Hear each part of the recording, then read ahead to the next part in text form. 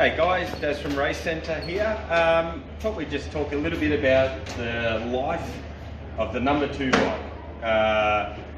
Maybe often you hear riders, when they have to switch their number 2 bike, say, like the number 2 bike wasn't as good as the number 1 or the setup or whatever, and you might be thinking, why don't the team just have the same setup in both bikes, That seems a bit odd that the number 2 bike wouldn't be the same spec as the number 1.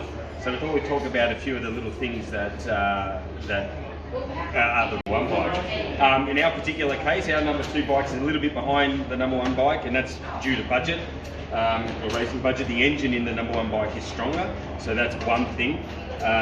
In an ideal situation in a team, the bikes, at least in their base spec, would be exactly the same, engines and suspension and everything like that. Unfortunately, our budget isn't big enough to allow us to do that at the moment. Another thing too, well, the simplest case of where the number 2 bike comes in handy is in the wet. So today it's very sunny outside and we're not expecting any rain, so the bike isn't set up for wet. But if we were expecting rain, or there was a possibility of rain, there is a good chance the number 2 bike would be set up for the wet. Where we potentially wouldn't do that, like we sit here now before qualifying 2, we've already laid down a lap time in qualifying 1 with the dry bike. So even if it was to rain in qualifying 2, we wouldn't bother going out, because there's no way we would beat our lap time in qualifying 1 with the wet bike. So the simplest case is if we thought it was going to rain for the race or practice or whatever, we'd set this guy up as a wet bike. So this is where one of the complications where you might hear a rider say the number 2 bike isn't as good as number 1, is if we crash the number 1 bike in that situation, have to quickly put dry tyres in the wet bike, it's obviously going to have a wet suspension setup, so that's going to be compromised.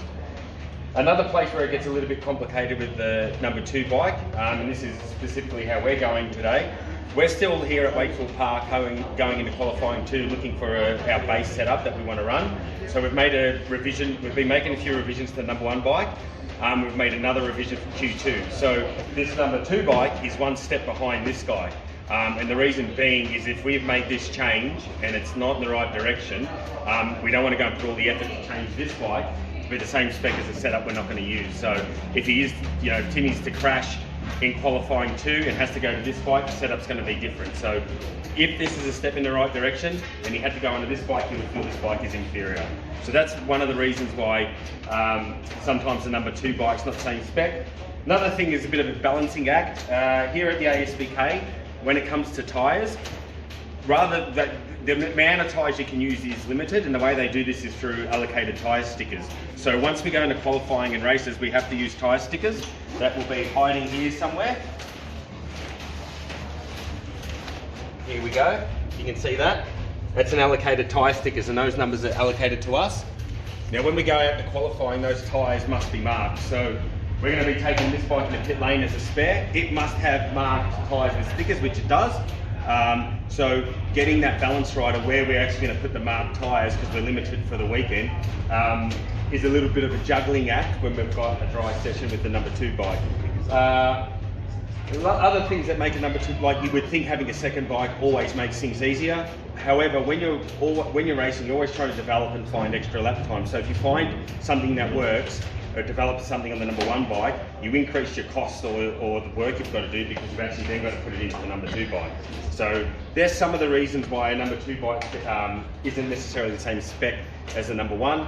As we said, in an ideal situation, it'd be the same spec, and the only place that'd be different is for wet. But certainly when you're searching for a base setting, it's very rare that you're going to, like when you're still making changes, that they're going to be in the same spec. So that's a bit of that. We feel sorry for the number 2 bike sometimes, because he's always seen as the number 2 bike. He's second best. Always feeling a bit inferior, but he's all right.